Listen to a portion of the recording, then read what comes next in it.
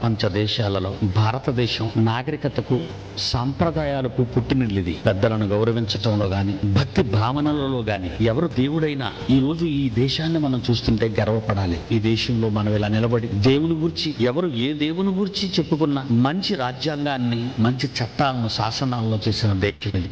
మత స్వాతంత్ర్యం ఉన్న దేశం. ఒక మాటలో చెప్పాలి అంటే హైందవ సోదరులు, ఇక్కడున్న ముస్లిం సోదరులు, ఇక్కడున్న క్రైస్తవ సోదరులు అంతా ఒకే భావన, ఒకే మాట, ఒకే ఆలోచన.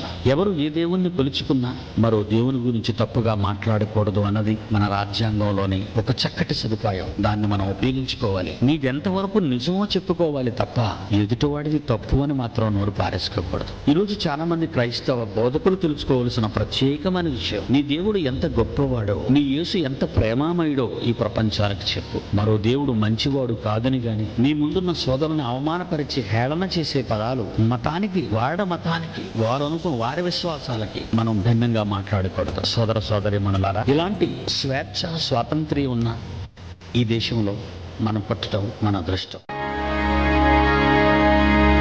3 రంగుల జెండా, ముగ్గురున్న జెండా, వందనం చేసి ప్రేమించు వేరు చెయ్యకుండా.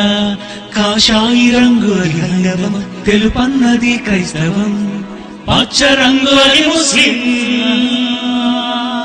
దేవుని నుండే వచ్చిన వారేమి మనమంతా, ఆ దేవునికి మనమంతా సమానమే.